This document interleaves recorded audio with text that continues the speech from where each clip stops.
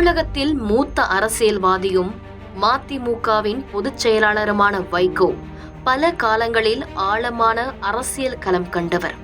அப்படி இருக்கையில் இன்று அவர் பேசிய பேச்சுக்கள் சமூக வலைதளங்களில் மிகப்பெரிய சர்ச்சையை ஏற்படுத்தியிருக்கிறது. முடிஞ்சா கூட்டத்துல இரு, இல்லனா வெளியே போ என்று தன் கட்சி தொண்டர்களையும், இதற்கு மீறி வீடியோ எடுத்தால் கேமராவை பிடுங்கி விடுவேன், ரீலை அத்து விடுவேன் என்று கேமராமேன்களையும் பத்திரிகையாளர்களையும் மேடையிலேயே அதட்டி சர்ச்சைக்குள்ளாக்கிய வகையில் பேசியது தற்பொழுது சோசியல் மீடியாக்களில் பரவி வருகிறது.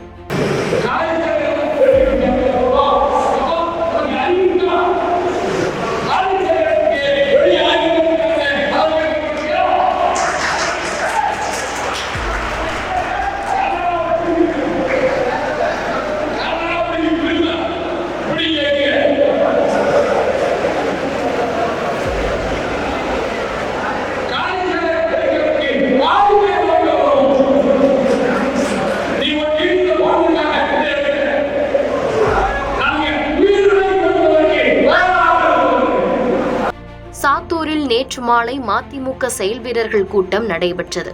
இந்த கூட்டத்தில் மதிமுக பொதுச் செயலாளர் வைகோ, முதன்மை செயலாளர் துரை வைகோ மற்றும் நிர்வாகிகள், தொண்டர்கள் என அனைவரும் பங்கேற்றனர். இந்த கூட்டத்திற்கு செய்தி சேகரிக்க சென்ற செய்தியாளர்கள் வைகோ பேசுவதை படம் பிடித்துக் கொண்டிருந்தனர். வைகோ பேச பேச அவரின் தொண்டர்கள் ஒவ்வொருவராக கூட்டத்தை விட்டு வெளியே செல்ல ஆரம்பித்தனர். இதனால் சேர்களும் அங்கே காலியாக இருக்க தொடங்கியது.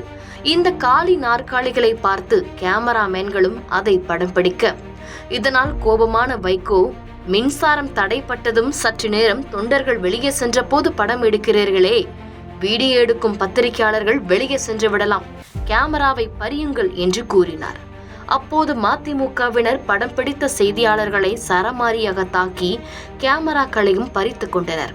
இதையும் உங்கள் சேனலில் போட்டுக் கொள்வதற்காகத்தானே இப்படி வந்திருக்கிறீர்கள் என்று செய்தியாளர்களை பார்த்து அவர் ஆவேசமாக கேட்க, அந்த வீடியோவையும் எடுத்து தற்பொழுது அதையும் சோசியல் மீடியாக்களில் பதிவிட்டு வைரலாக்கி வருகின்றனர் சமூக வலைதள ஆர்வலர்கள்.